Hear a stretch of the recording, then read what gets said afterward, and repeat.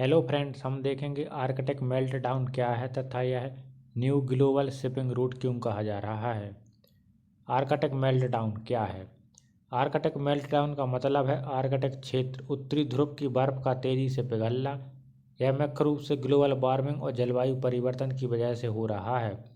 जब धरती का तापमान बढ़ता है तो आर्कटिक की बर्फ तेजी से पिघलने लगती है, जिसे आर्कटिक मेल्टडाउन कहा जाता है।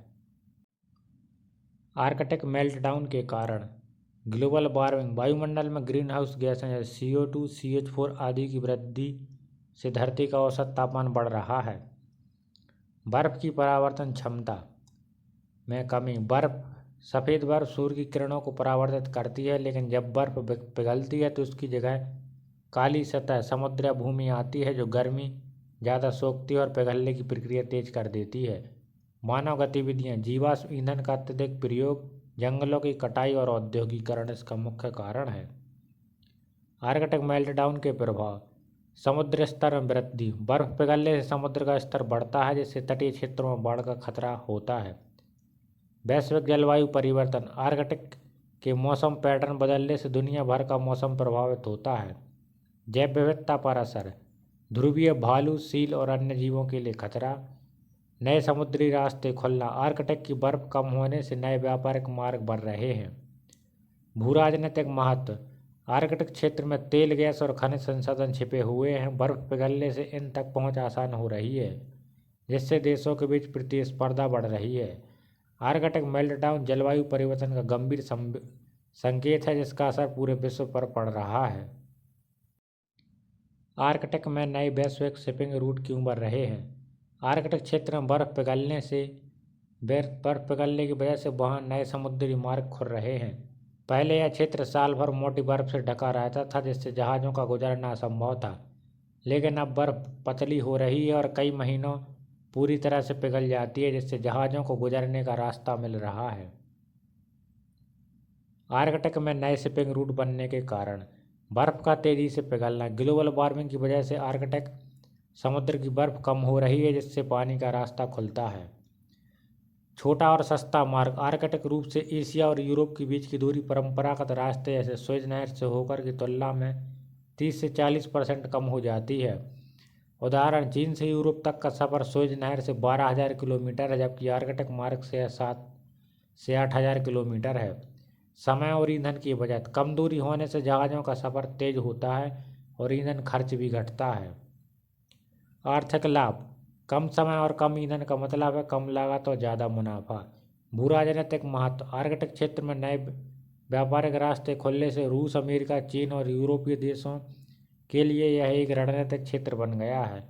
संसाधनों तक पहुँच। आर्कटिक क्षेत्र तेल, गैस और खनिज संसाधनों से भरपूर है। शिपिंग रूट खुलने से इन संसाधनों तक पहुँचना आसान हो जाएगा। मुख्य नए आर्कटिक शिपिंग रूट। नॉर्दर्न सी रूट, एशिया और यूरोप को जोड़ने वाला मुख्य मार्ग। नॉर्थ वेस्ट पैसेज के तट से कनाडा के तट से होकर अटलांटिक महासागर को प्रशांत महासागर से जोड़ता है।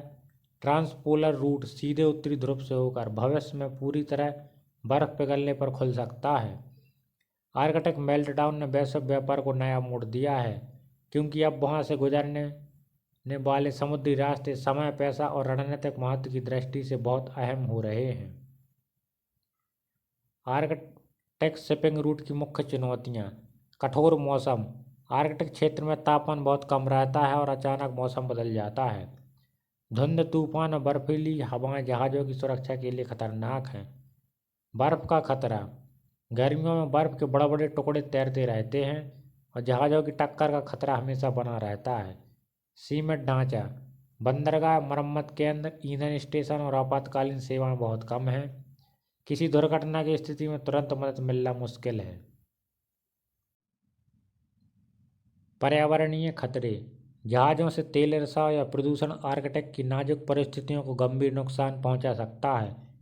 यहाँ के जीव जंतु जैसे ध्रुवीय भालू, सील और मछलियाँ खतरे में आ सकती हैं। कानूनी और राजनीतिक विवाद।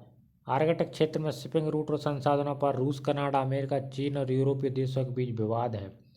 UNCLOS, United Nation convention on the law of the sea के नियमों को लेकर कई देशों में टकराव है।